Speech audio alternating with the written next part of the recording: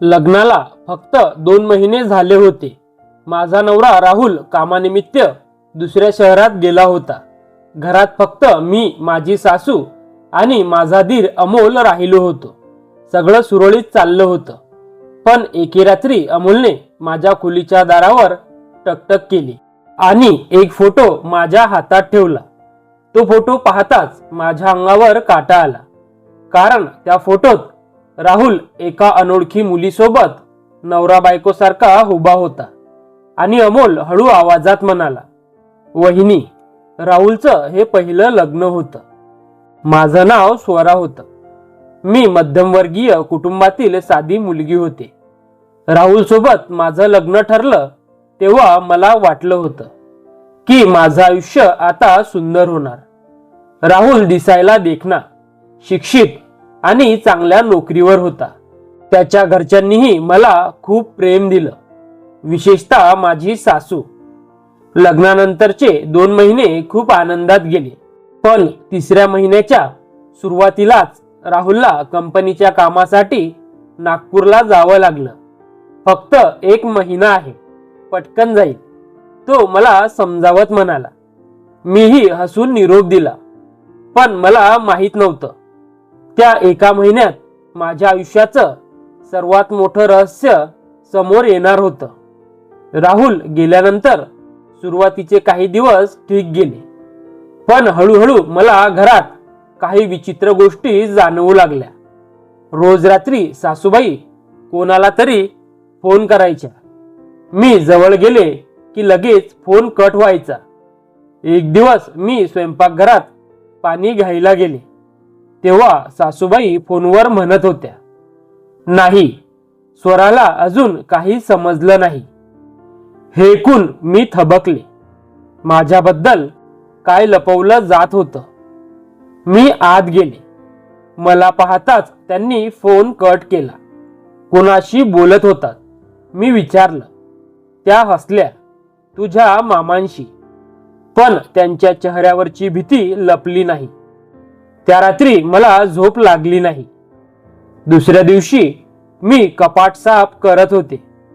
कपाटाच्या मागच्या बाजूला मला एक जुना लिफाफा दिसला. मी तो उघडला. आत काही फोटो होते आणि त्यातला एक फोटो पाहून माझ्या हातातून सगळे फोटो खाली पडले. राहुल एका सुंदर मुलीसोबत उभा होता. दोघांच्या गळ्यात हार होते. मागे लग्नाचा मंडप होता. मी हादरले. हा फोटो नेमका काय होता? संध्याकाळी सासूबाईंना फोटो दाखवला. फोटो पाहताच त्यांचा चेहरा पांढरा पडला. हा फोटो कुठे मिळाला? त्या घाबरून विचारू लागल्या. "ही मुलगी कोण आहे?" मी विचारलं. काही क्षण त्या शांत राहिल्या. मग म्हणाल्या, "जुनी मैत्रीण आहे." पण त्यांचा आवाज थरथरत होता. त्या रात्री 12 वाजता माझ्या दारावर टकटक झाली. मी दार उघडलं. समोर अमोल उभा होता. त्याच्या चेहऱ्यावर गंभीर भाव होते. "वहिनी, मला तुमच्याशी बोलायचं आहे," तो म्हणाला. मी त्याला आत बसवलं. त्याने माझ्यासमोर तोच फोटो ठेवला आणि म्हणाला, "ही मुलगी राहुलची मैत्रीण नव्हती." माझा श्वास रोखला गेला. मग ती त्याची पत्नी होती. माझ्या पायाखालची जमीन सरकली. काय? हो, राहुलचं आधी लग्न झालं होतं. मी स्तब्ध झाले. पण मग ती आता कुठे आहे? अमोल काही क्षण शांत राहिला. मग म्हणाला, "कोणालाच माहिती नाही." दुसऱ्या दिवसापासून मी बेचैन झाले. राहुलला फोन करायची हिम्मत होत नव्हती. अमोल रोज नवनवीन गोष्टी सांगू लागला. त्या मुलीचं नाव नेहा होतं. राहुल आणि नेहाचं खूप प्रेम होतं. पण अचानक ती गायब झाली. माझ्या मनात भीती वाढत गेली. काही दिवसांनी मला घरच्या स्टोर रूम मध्ये एक डायरी सापडली. ती नेहाची होती. मी थरथरत डायरी उघडली. पहिल्या काही पानांमध्ये प्रेमळ आठवणी होत्या. पण नंतरच्या पानांमध्ये भीती होती. एका पानावर लिहिलं होतं, मला असं वाटतंय की कुणीतरी माझ्यावर लक्ष ठेवतंय. दुसऱ्या पानावर, मी सत्य शोधलं आहे. जर मला काही झालं तर जबाबदार तोच असेल. मात्र नाव लिहिलं नव्हतं. आता मला खात्री वाटू लागली की राहुल काहीतरी लपवत आहे. त्याच वेळी एक अनोळखी नंबरवरून फोन आला. फोनवरील स्त्री म्हणाली, तू स्वरा आहेस का? हो. राहुलवर विश्वास ठेवू नकोस. आणि फोन कट झाला. माझी भीती शिगेला पोहोचली. मी राहुलला सगळं विचारायचं ठरवलं. पण त्याआधीच राहुल घरी आला. त्याला पाहताच मी फोटो समोर ठेवला. हे काय आहे? मी विचारलं. तो काही क्षण शांत राहिला. मग म्हणाला, तुला हे कोणी दिलं? उत्तर दे. राहुलने खोल श्वास घेतला. हो, माझं आधी लग्न झालं होतं.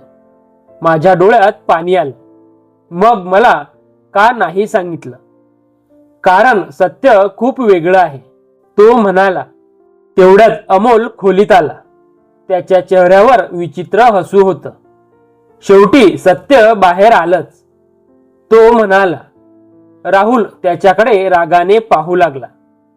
अमोल, पुरे झालं. मला काहीच समजत नव्हतं. राहुल अचानक ओरडला.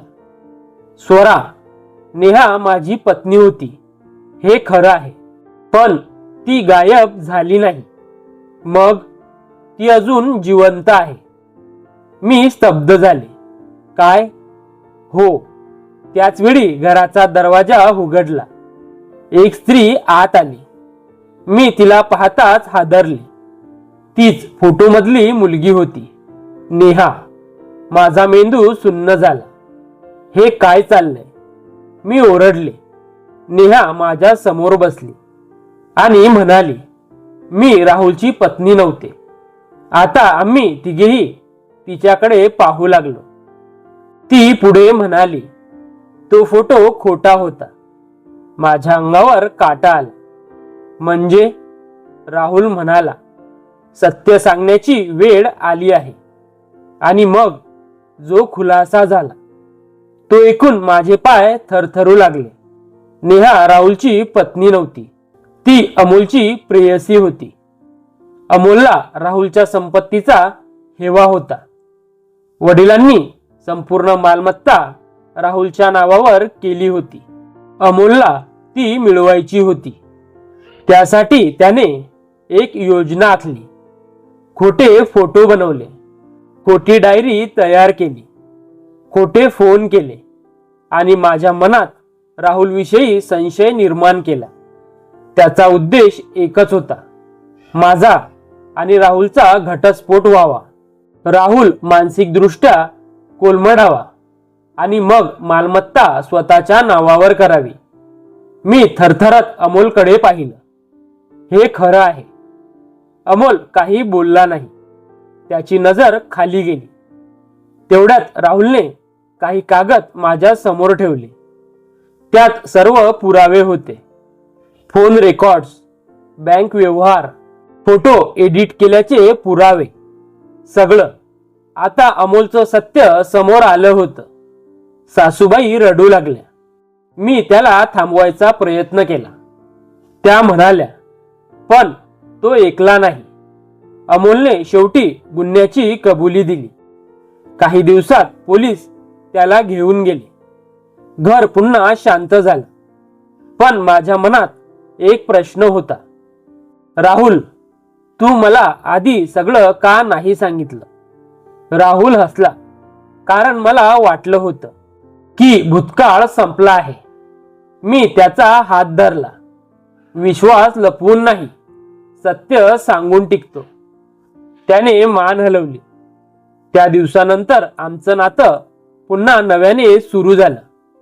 यावेळी खोट्यावर नाही, तर पूर्ण सत्यावर. नातं टिकवण्यासाठी प्रेम महत्वाचं असतं, पण त्याहून महत्वाचा असतो विश्वास. आणि विश्वासाचा पाया नेहमी सत्यावरच उभा असतो. एक खोटं अनेक नात्यांचा नाश करू शकतं, पण एक सत्य अनेक आयुष्य वाचवू शकतं. मित्र आणि मैत्रिणींनो, कथा आवडली असेल तर लाईक करा, कमेंट करा आणि शेअर करा. अशाच भन्नाट कथा पाहण्यासाठी मॉरल स्टोरीजला फॉलो आणि सबस्क्राईब करा. धन्यवाद.